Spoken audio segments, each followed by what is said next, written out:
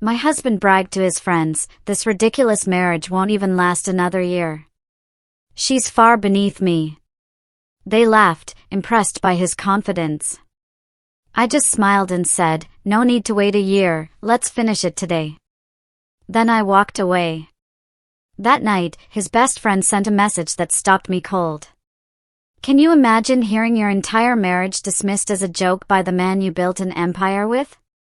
I stood there, frozen, a tray of sizzling steaks in my hands, as his words cut through the night. "She's nowhere near my level anymore." What would you do when your world shatters like that, in front of friends, in your own home? That night, the air hung heavy with the scent of grilling meat and betrayal. Through the French doors, I watched Dominic, my husband, accepting high fives from his friends, Nathan, Trevor, Marcus. They were sprawled on my patio furniture, sipping wine from my collection, laughing at a declaration that I was beneath him. Nathan even stood up, patting Dominic on the back, mumbling something about how he deserved better. My hands, surprisingly steady, set the steak tray down on the patio table. Every cell in my body screamed, but they hadn't seen me yet. For a full 30 seconds, I was a ghost. I stood there, hidden by a pillar, watching my husband glow with pride as his friends validated his plan to abandon me. He was basking in their approval, toasting his contempt for the woman who had built everything around us. The steaks, still sizzling, went unnoticed. Through the glass, Trevor refilled glasses with the Chateau Margaux I'd been saving for our anniversary next month. Marcus had his feet propped up on the ottoman I'd special ordered from Italy. They looked so comfortable, so at home in the life I'd created, celebrating his decision to leave me. "How long have you been feeling this way?" Nathan asked, leaning forward, eager for the juicy gossip. "Months," Dominic replied, swirling his wine with a practice gesture. "Learned, I knew, from YouTube, not actual knowledge." Ever since Ruby landed the Morrison Industries account, she acts like she single-handedly saved the company. The ego on her lately is unbearable. My heart pounded. That account. The one I'd pitched alone while he was golfing in Palm Springs.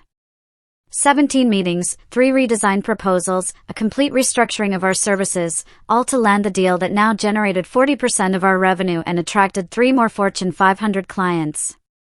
"You built that company from nothing," Marcus chimed in, with the conviction of someone who'd never seen a single financial report. "She just got lucky with a few good quarters." Dominic nodded, soaking it all in.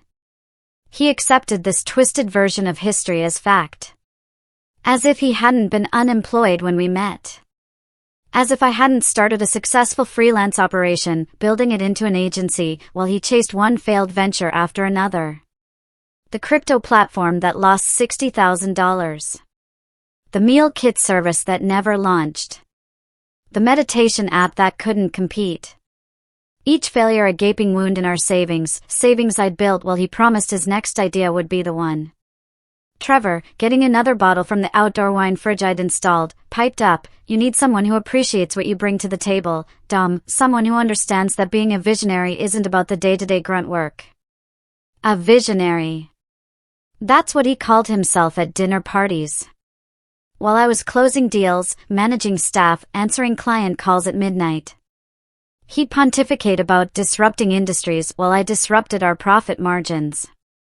He'd talk leadership philosophy while I led, strategy while I strategized, success while I succeeded. "Ruby's changed," Dominic continued, his voice taking on a wounded tone, a speech he'd clearly rehearsed. "She used to support my dreams. Now she just throws numbers in my face. Revenue this, profit margins that.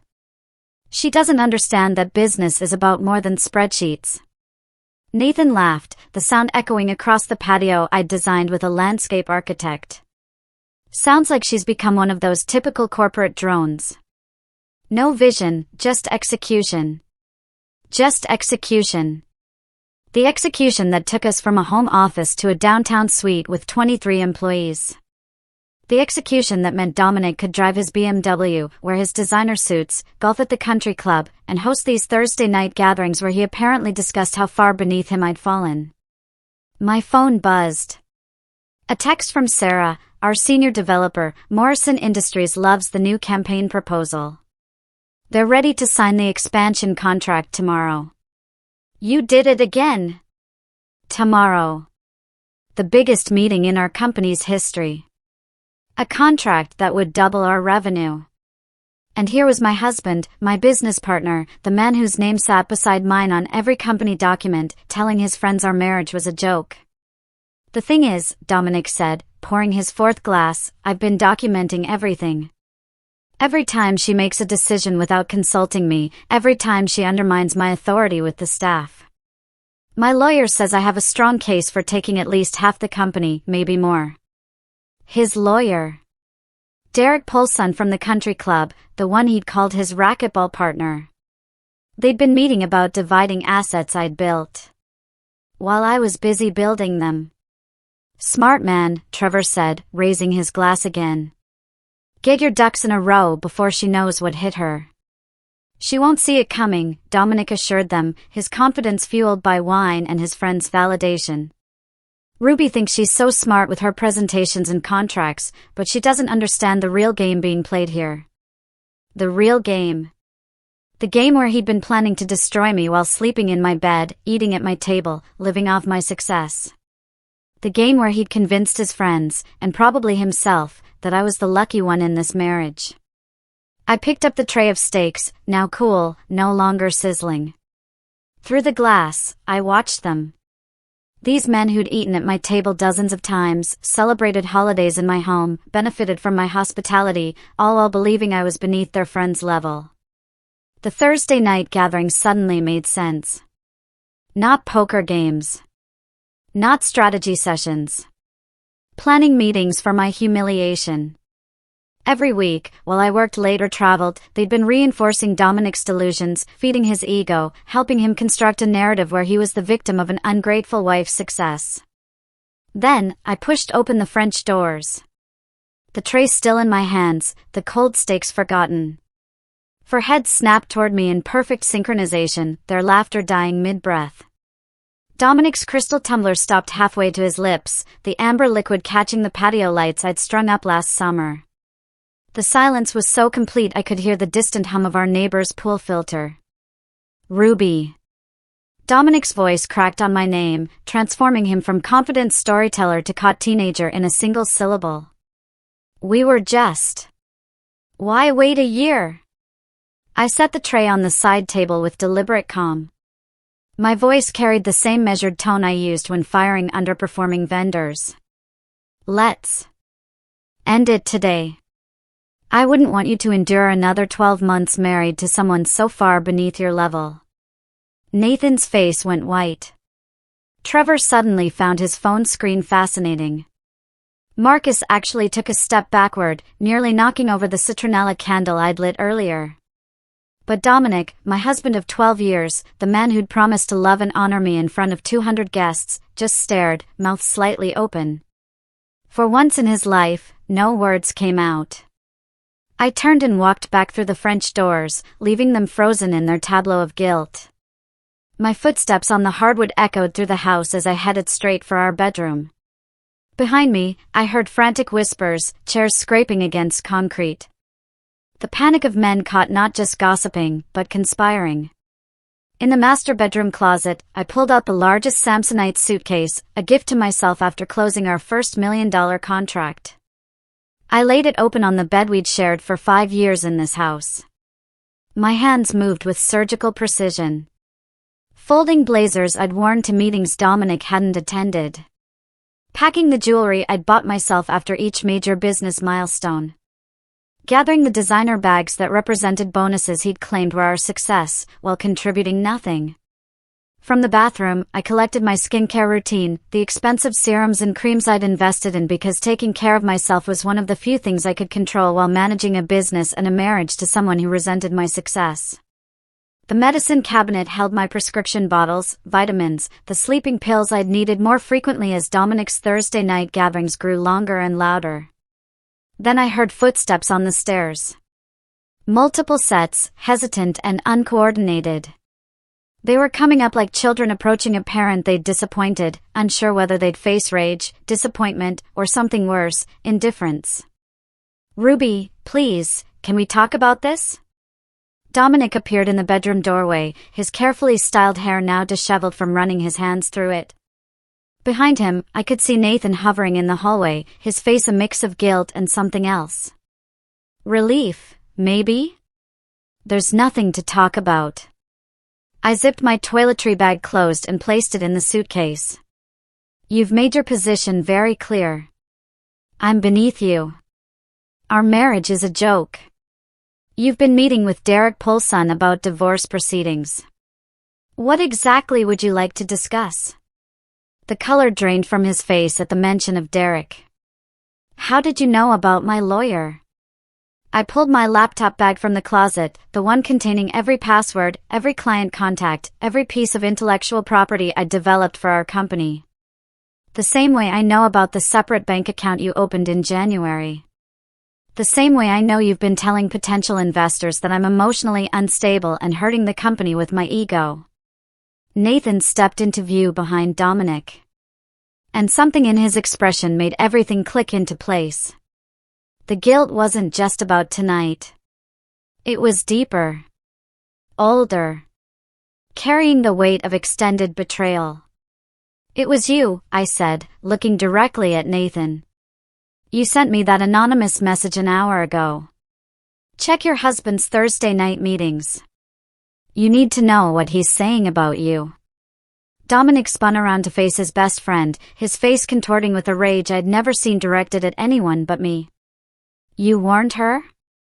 Nathan straightened his shoulders. And for the first time since I'd known him, he looked like an adult rather than an overgrown fraternity brother. "I've been sending her screenshots for 3 weeks, Dom. Every message in our group chat where you talked about hiding assets. Every discussion about Project Gaslight. Every time you bragged about how you were going to take half of everything Ruby built while painting her as the villain. Project Gaslight." I laughed, but there was no humor in it.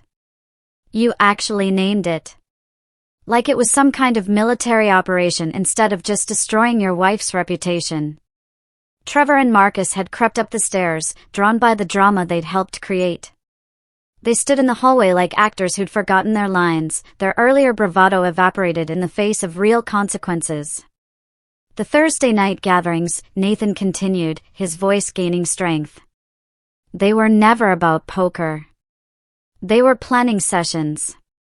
Dom would tell us his latest strategy for documenting your supposed instability.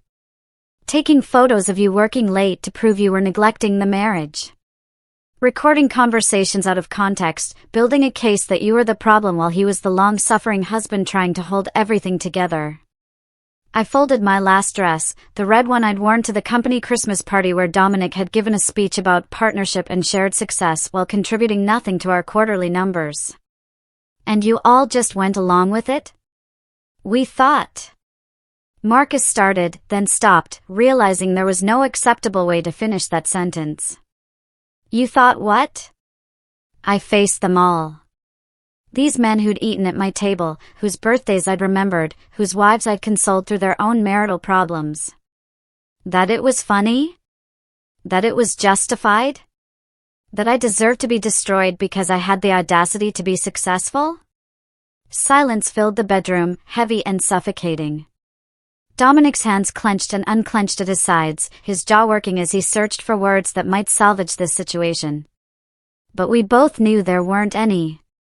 You couldn't unsay what I'd heard. You couldn't undo 3 months of planning my destruction. You couldn't take back she's nowhere near my level when the evidence of whose level was who stood all around us, in the house I'd bought with the money I'd earned. I closed the bedroom door behind me with a soft click that felt louder than any slam could have been. My suitcase wheels whispered against the hallway carpet as I passed the gallery wall of our wedding photos, each frame a monument to promises that had apparently meant nothing to Dominic. Behind the door, I could hear raised voices. Dominic turning his fury on Nathan, the very friend who'd finally grown a conscience after 3 months of complicity. The elevator in our building moved with excruciating slowness, giving me too much time to think about what I was leaving behind. Not just the house or the marriage, but the version of myself who'd believed love meant endless compromise. Who'd minimized her own achievements to protect a fragile ego. Who'd paid bills while pretending not to notice her husband plotting her downfall with his Thursday night conspirators. The Marriott downtown blazed against the evening sky, its glass facade reflecting the city I'd conquered one client at a time while Dominic played pretend. I walked through the lobby with my shoulders straight, refusing to look like a woman fleeing her home. The desk clerk, a young woman with kind eyes and a professional smile, didn't ask questions when I requested an executive suite for a week. Paying with the credit card Dominic didn't know existed. My emergency fund, built from bonuses I'd never mentioned, because I'd learned years ago that financial independence was oxygen in a suffocating marriage. The suite on the 23rd floor overlooked the business district where tomorrow I'd still have to face the Morrison Industries executives, pretending my life hadn't just imploded. Floor-to-ceiling windows framed the city lights beginning to twinkle. The space was sterile and perfect. No memories embedded in the furniture. No ghosts of better times haunting the corners. No trace of 18-year scotch or false laughter. My phone had been vibrating continuously since I'd left the house.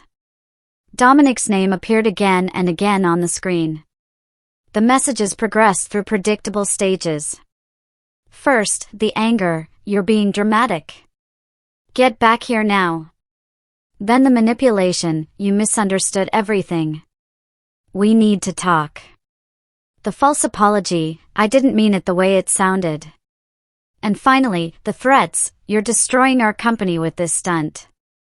The investors will pull out if they hear about this." I set the phone on the marble bathroom counter and turned on the shower, letting the water heat until steam filled the room. Standing under the rainfall shower head, water cascading over me with the pressure our home shower had never achieved, I finally let myself feel the full weight of what had happened.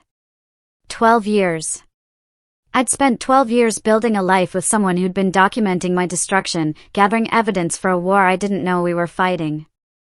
The tears came then, mixing with the shower water, my sobs echoing off the marble walls where no one could hear them. I stayed under that water until it ran cold, until my skin was pruned and my eyes were swollen. Until I'd cried out not just the betrayal, but the humiliation of not seeing it sooner. All those Thursday nights when I'd prepared food for his gatherings. All those mornings when I'd kissed him goodbye before heading to meetings he claimed to support. All those presentations where he'd stood beside me taking credit for work he'd never done. I'd been performing in a play where everyone knew the ending except me. By the time I emerged from the bathroom wrapped in the hotel's plush robe, the sun had fully set. The city below looked different from this height. Smaller. Manageable.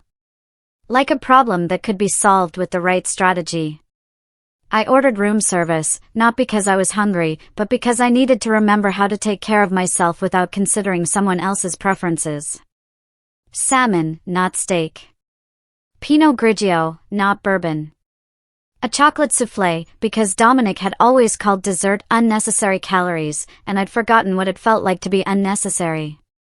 Patricia Winters answered her phone on the second ring, even though it was past 9. Her voice carried the authority of someone who'd been waiting for this call. "I've been expecting to hear from you, Ruby. Nathan Blackstone already sent me an overview of the situation." That stopped me mid-bite of salmon. "Nathan contacted you 2 hours ago? He wants to make sure you have everything you need to protect yourself and the company. He's prepared to provide sworn testimony about Dominic's financial manipulation and the conspiracy to manufacture evidence of instability." Patricia's tone was matter-of-fact, as if husbands plotting their wives' destruction was just another Tuesday in her world. "Can you meet me at 8 tomorrow morning? My office. Bring any documentation you have. Bank statements, company records, communication logs, everything." I agreed, then spent the next 3 hours organizing files on my laptop, creating folders with the kind of detailed labeling that had made our company successful. Dominic's failed ventures contained documentation of every dollar I'd invested in his dreams: $60,000 in the crypto platform, $40,000 in the meal kit service, $30,000 in the meditation app that never launched. Company contributions held every contract I'd negotiated, every client I'd landed, every late night I'd worked while Dominic's office remained dark. Financial manipulation would soon hold whatever Nathan was about to deliver. At midnight, a knock at my door made me freeze. Through the peephole, I saw Nathan standing in the hallway, looking smaller than I'd ever seen him, holding 3 banker's boxes stacked in his arms.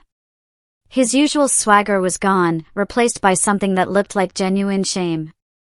I opened the door without speaking, stepping aside to let him enter.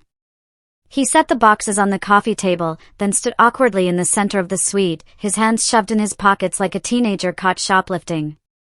"I'm sorry," he said finally. "I know that doesn't fix anything, but I need you to know that watching him poison everyone against you while you were literally keeping the company afloat, it's been eating at me for months." "Then why did you go along with it for so long?" I asked, genuinely wanting to understand how someone could watch this manipulation unfold week after week and stay silent. He sank into the hotel suite's armchair, running his hands through his hair, looking exhausted. At first, I thought he was just venting.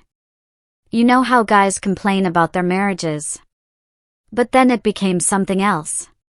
He started taking notes during your phone calls, screenshotting your texts out of context, building this whole narrative where you were the villain. And we just let him. I opened the first banker's box, finding manila folders labeled in Dominic's handwriting, financial discrepancies, emotional instability evidence, asset documentation. Inside were printed emails I'd sent him about normal business operations, annotated with his interpretations. A message about working late became proof of marital abandonment.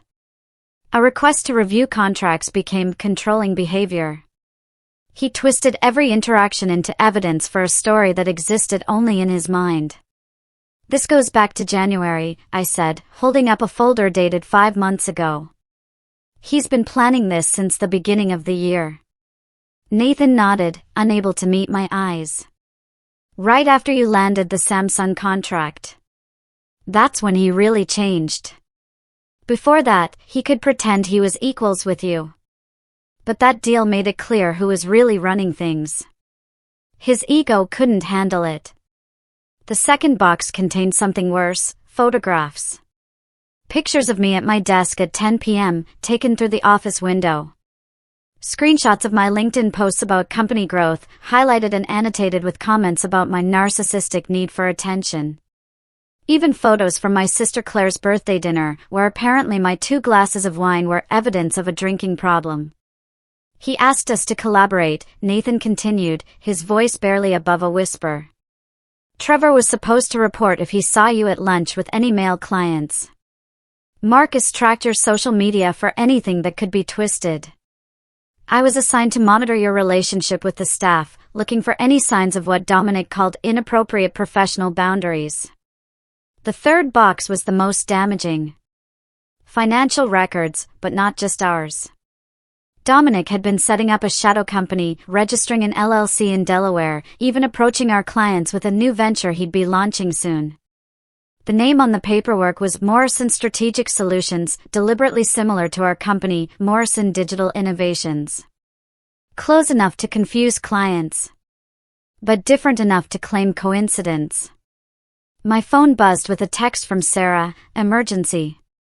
Dominic just sent an all-staff email claiming you're having a mental health crisis and he's taking temporary control of operations.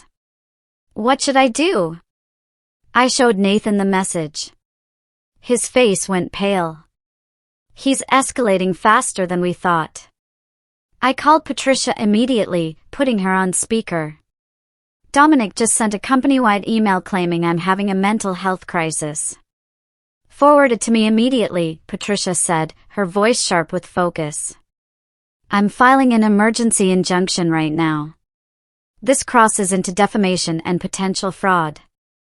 "Nathan, are you there?" "Yes," he answered, straightening in his chair. "I need you to send me everything you have about this Project Gaslight immediately. Every message, every meeting note, every shred of evidence. Ruby, do not respond to that email. Do not contact your staff directly yet. Let me handle this legally first." After Patricia hung up, Nathan and I worked in silence, organizing documents, creating digital copies, building the case that would protect not just my company, but my reputation. At 2 a.m., he finally asked the question I'd been dreading. "Do you hate me for not speaking up sooner?" I considered lying, offering forgiveness I didn't feel yet, but I was done with polite dishonesty. "I don't know what I feel about you, Nathan. You watched my husband plan my destruction for months. You participated in it. The fact that you grew a conscience eventually doesn't erase that." He nodded, accepting the judgment. For what it's worth, Sophie threatened to leave me if I didn't come forward. She said if I could watch this happen to you, she'd never be able to trust me not to do it to her someday. "Smart woman," I said, meaning it. Sophie had seen what I'd missed, that someone who could participate in this level of deception was capable of anything. My phone rang at 3 a.m. A number I didn't recognize. Against my better judgment, I answered. "Ruby, this is Trevor's wife, Linda." Her voice was shaky, like she'd been crying. "I just found out what they've been doing. Trevor came home drunk from your house tonight. Told me everything. I'm disgusted. I want you to know I have recordings." Recordings. Trevor would come home from those Thursday nights and brag about what they discussed, she explained.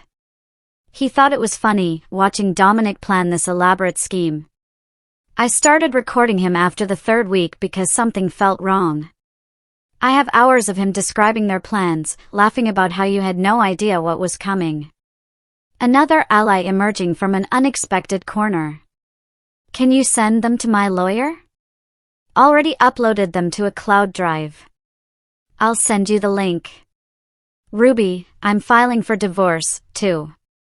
If Trevor could participate in something this cruel, what else is he capable of? What would he do to me if I ever out-earned him or made him feel small? After Linda hung up, I stood at the window watching the city sleep. Somewhere out there, Dominic was probably pacing our house, realizing his carefully constructed plan was collapsing. His friends were turning on him.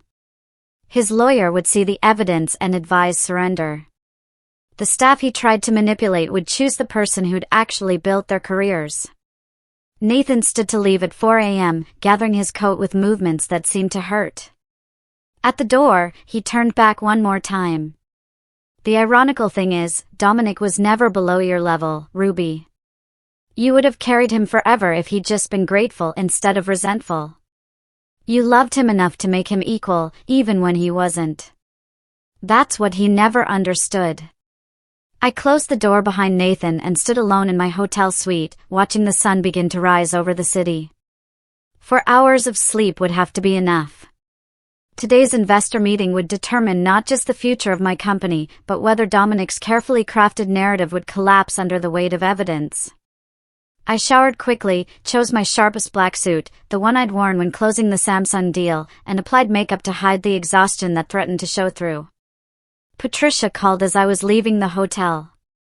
The emergency injunction went through. Dominic is legally barred from accessing company accounts or making any operational decisions without board approval. He'll receive notice this morning, probably right before the meeting. He's going to be furious. Let him be. Anger makes people sloppy. I've also sent the evidence package to each board member individually. They'll have had time to review it before you all gather. The office building stood against the morning sky like a monument to everything I'd built. I arrived at 6 a.m., using my key card to enter through the executive entrance. The building was nearly empty, just security and the overnight cleaning crew who nodded in recognition. They'd seen me here at all hours over the years, unlike Dominic, whose badge rarely registered activity before 10 a.m. Nathan was already in the conference room, arranging printed documents with methodical precision. He'd changed clothes, but hadn't slept either, judging by the coffee cups accumulating on the side table. We worked without speaking at first, creating stations of evidence around the room. Financial records at one end, client testimonials at another, the Project Gaslight documentation prominently displayed where Dominic would have to face it. He'll try to spin this as a marital dispute that shouldn't affect business, Nathan said, adjusting the projection screen. That's his opening move. Make it personal, not professional. And when he does, I replied, that's when you show slide 17, his LLC filing for the competing company. Nothing says professional betrayal like trying to poach your own clients while still drawing a salary. Sarah arrived at 8 a.m. with her laptop and a grim expression. Half the staff is ready to testify if needed. The other half is updating their resumes in case this goes badly. It won't go badly, I said with more confidence than I felt. Not for them, anyway. The board members began arriving at 9:03 a.m. Margaret Chin first, her expression unreadable as she nodded to me before taking her seat. James Harrison from our biggest client account, technically not a board member but invited given his company's stake in our stability. Two other investors, Robert Kim and David Anquo, both of whom had questioned Dominic's contributions during previous meetings, only to be met with his deflection and my diplomatic interventions. At 9:05 a.m., Patricia entered and sat beside me. Her presence a clear signal that this was no longer just a business discussion. The legal implications hung in the air like a threat.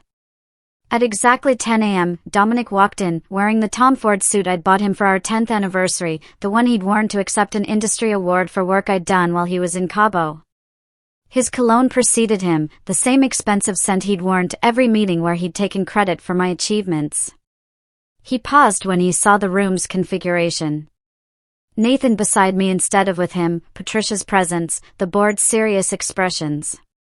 His eyes found Nathan, and the look that passed between them could have frozen fire. Nathan didn't flinch, though I saw his jaw tighten. Dominic recovered quickly, his salesman's smile sliding into place as he took his seat. I appreciate everyone gathering on short notice, Dominic began, pulling out note cards he'd obviously prepared. I know there have been concerns about recent disruptions to our leadership structure. I want to assure you that despite my wife's current emotional state, I'll stop you right there, Margaret Chin interrupted, her voice cutting through his performance like a blade. We've reviewed the documentation provided by Mrs. Morrison's legal counsel. Your claims about her mental state appear to be not just unfounded, but deliberately fabricated. Dominic's smile flickered. I understand Ruby has painted a certain picture. The picture was painted by your own messages, Mr. Morrison. David Anquo held up a printed screenshot. This group chat where you discuss Project Gaslight. Where you strategize about documenting false evidence of instability. These are your words, are they not? I clicked to the first slide of my presentation, displaying Dominic's message from 6 weeks ago, keep documenting everything. We need to show a pattern of erratic behavior, even if we have to create it. The room went silent. Dominic's face cycled through emotions, shock that his private messages were exposed, anger at Nathan's betrayal, and finally, the desperate calculation of someone trying to salvage an unsalvageable situation. Those messages were taken out of context, he tried. Nathan clearly has his own agenda here. My agenda, Nathan spoke for the first time, his voice steady, is making sure the truth is known. For 3 months, I watched you plan to destroy the woman who built this company while you contributed nothing but obstruction and stolen credit. You were part of it. Dominic burst out, revealing more than he intended. You sat there every Thursday, participating, encouraging. Yes, Nathan said simply. I did. And I was wrong. The difference is, I'm trying to make it right. I advanced to the next slide, financial records showing every major contract, color-coded by who had actually closed the deal. My column was solid blue. Dominic's was empty white space. Over the past 24 months, I began, my voice carrying the authority I'd earned through actual achievement. I've personally closed 17 major contracts totaling $32 million in revenue. During that same period, Mr. Morrison has closed 0 contracts, while drawing a salary of $400,000 annually. James Harrison leaned forward. Ruby, we need to be clear about something. Harrison Tech has never considered Dominic a factor in our decision to work with your company. Every strategic discussion, every campaign adjustment, every innovation has come from you. We've tolerated his presence in meetings out of respect for you, but he's never contributed a single valuable insight. The blood drained from Dominic's face as he realized his largest client had just publicly dismissed his entire professional existence. Dominic's mouth opened and closed silently, searching for words that could counter James Harrison's dismissal. The conference room felt smaller suddenly, the walls closing in on a man who just discovered his professional reputation was a fiction only he believed. I clicked to the next slide, showing the registration documents for Morrison Strategic Solutions. His shadow company, designed to steal our clients. This concludes my presentation, I said, my voice steady despite the adrenaline coursing through me. The board has all the evidence needed to make an informed decision about the company's future leadership structure. Derek Polson, Dominic's own attorney, had been silent throughout the presentation, his expression growing increasingly grim with each revealed document. Now he leaned forward, addressing his client with the detached professionalism of someone cutting their losses. Dominic, we need to discuss your options privately, Derek said, already gathering his papers. The message was clear. The legal battle Dominic had been planning was over before it began. Margaret Chin stood, smoothing her skirt with deliberate precision. We'll reconvene tomorrow morning to formalize the transition. Mr. Morrison, I suggest you use the time to consider Patricia's buyout offer carefully. It's more generous than what a court might determine, given this evidence. The meeting dissolved with the awkward shuffle of people fleeing an uncomfortable scene. Dominic remained seated, staring at the projection screen where his own words about Project Gaslight still glowed accusingly.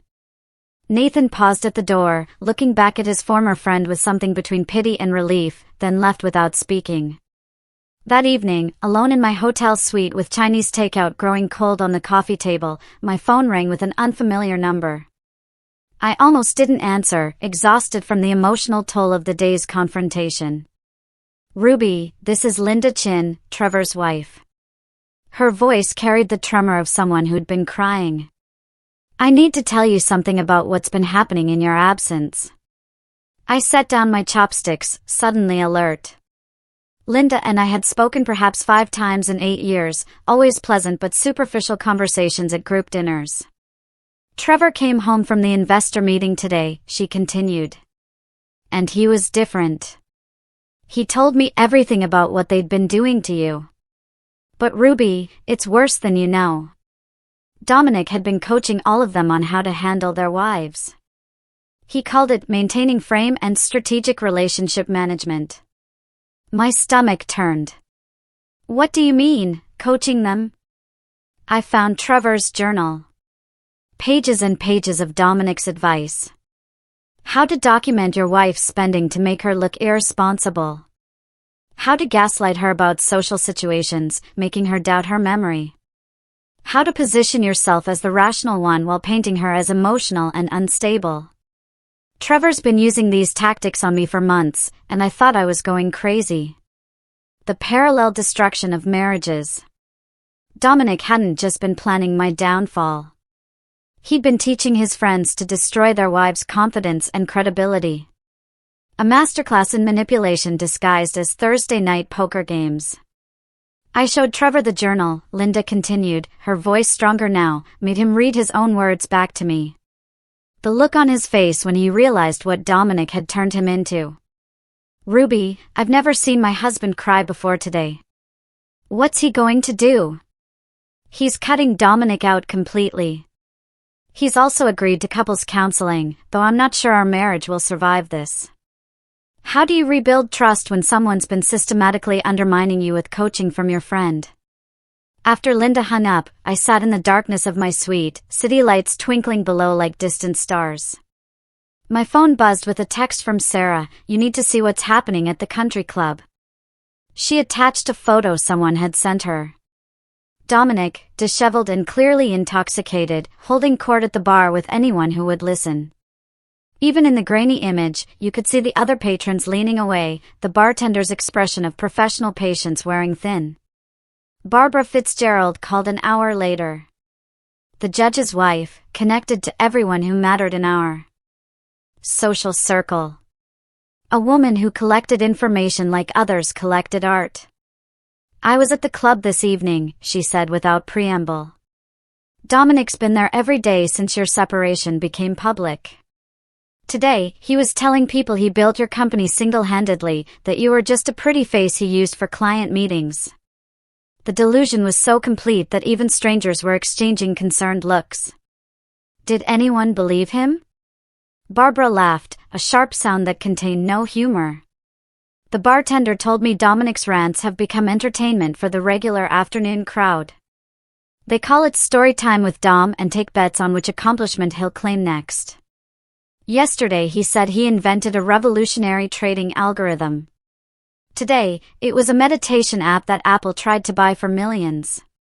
The man I'd married was dissolving into a caricature of himself, his lies growing more elaborate as his reality crumbled. Part of me felt the sharp satisfaction of watching karma unfold in real time. Another part, buried deeper, mourned the person he might have been if ego hadn't consumed him. My phone buzzed again. A Facebook message from Emma Rodriguez, Marcus's girlfriend. I'd met her twice at dinner parties, remembered her as quiet but observant. The kind of person who noticed everything while saying little.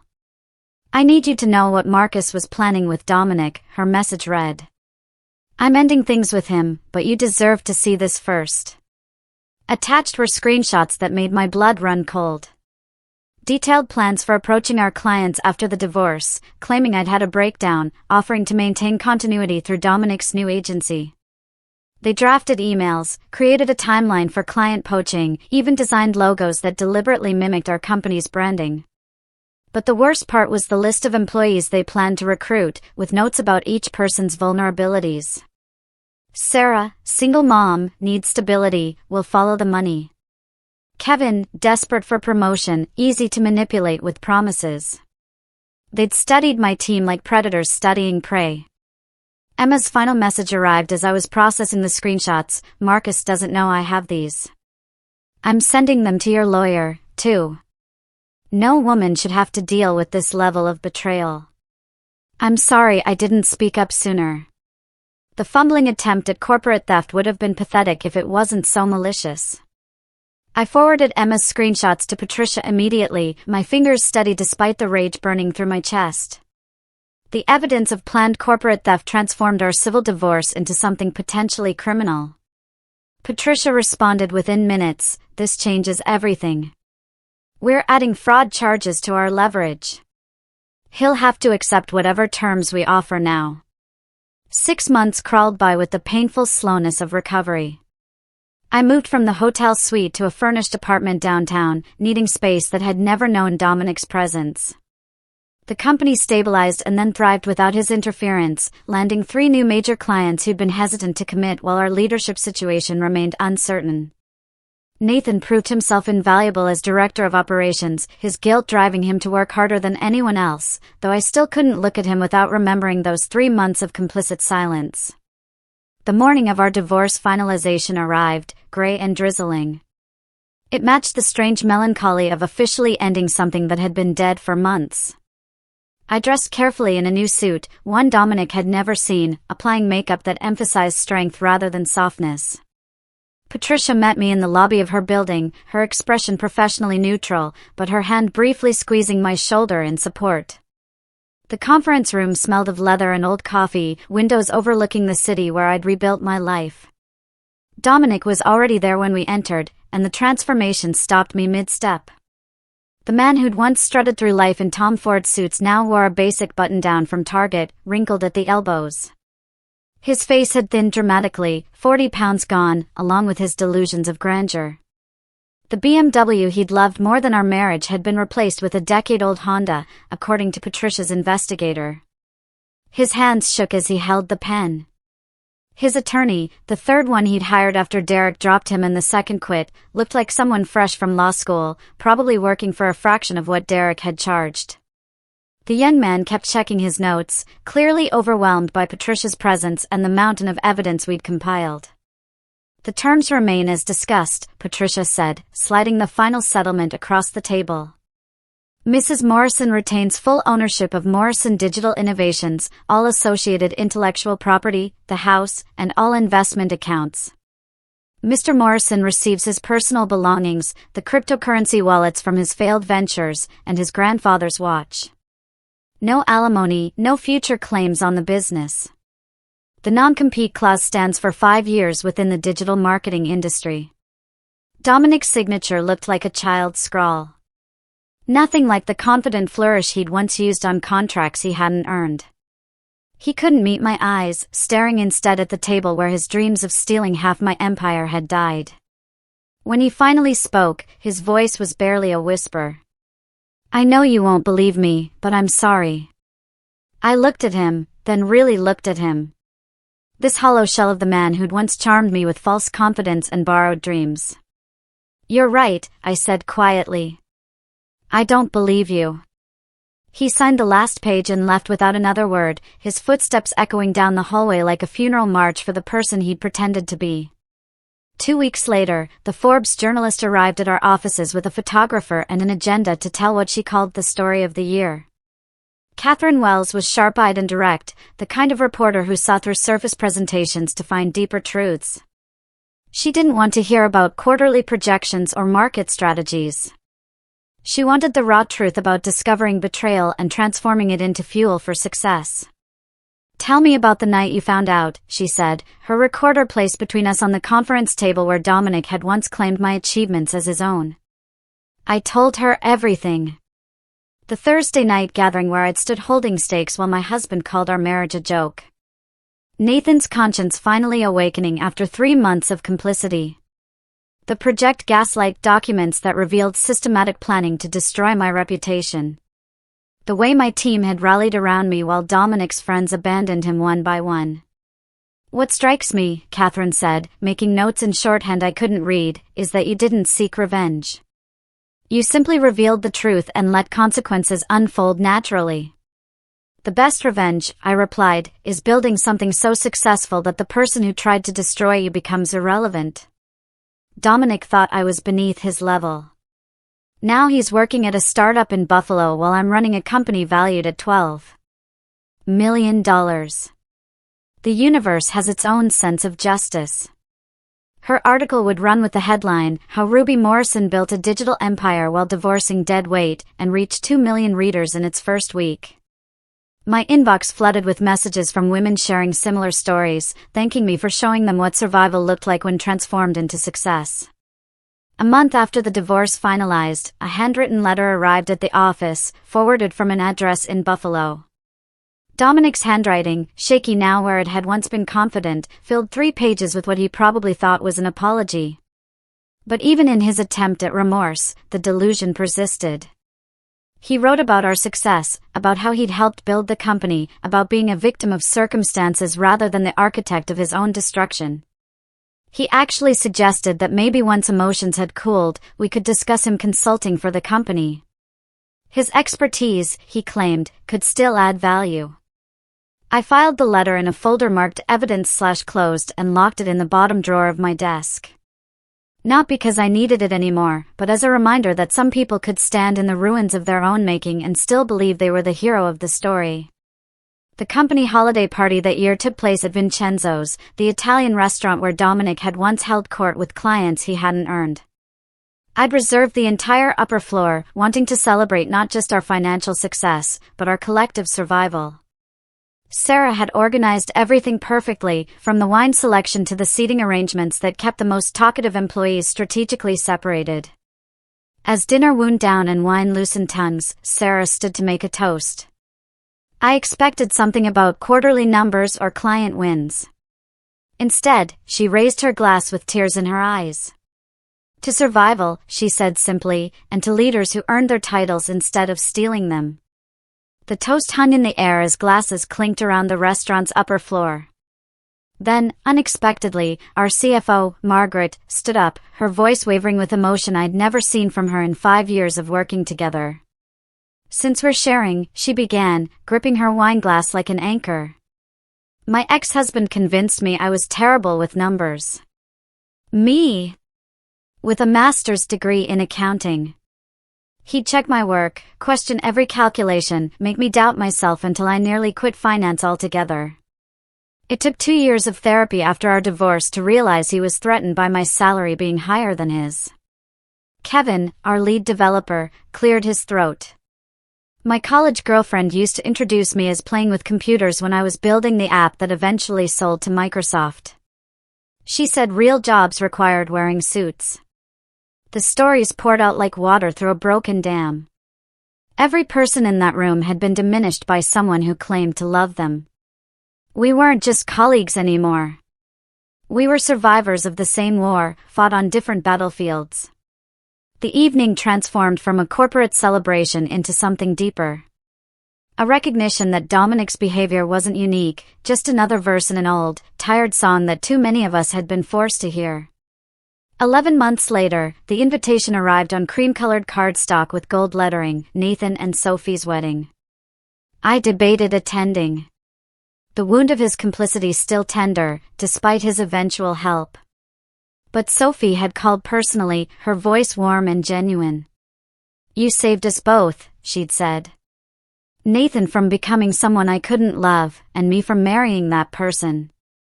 The ceremony took place at a vineyard outside the city, rows of grapes stretching toward mountains painted purple by the setting sun. I sat 3 rows back, close enough to see, but not so close as to claim a friendship we no longer had. Nathan looked nervous in his navy suit, constantly adjusting his tie, until Sophie appeared at the aisle. During the reception, after the traditional toasts from family, Nathan stood unexpectedly, tapping his champagne flute for attention. The tent fell silent, 200 guests turning toward him with expectant smiles. But his eyes found mine across the room, and I knew this speech wasn't for them. Before I talk about Sophie, he began, his voice carrying the weight of practiced words, I need to address something. 11 months ago, I participated in something shameful. I watched a friend plan to destroy his wife's reputation and career. And I not only stayed silent, I helped.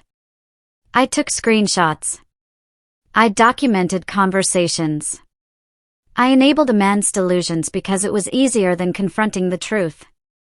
The silence in the tent became absolute. Sophie stood beside him, her hand on his arm, her expression proud rather than embarrassed. Ruby Morrison is here tonight, Nathan continued, and heads swiveled to find me. She built an empire while her husband planned her downfall.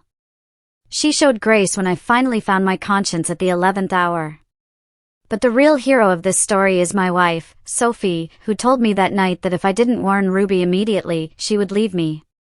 She said, and I'll never forget this, if you can watch this happen to her, how do I know you won't do it to me someday? The applause started slowly, then built to something thunderous.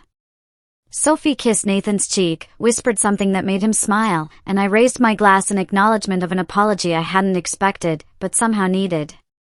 Later, as the band played and couples swayed under string lights, Sophie found me at the bar. He tortures himself about those 3 months, she said quietly. Wakes up sometimes asking what would have happened if he'd spoken up sooner. What happened, I replied, meaning it.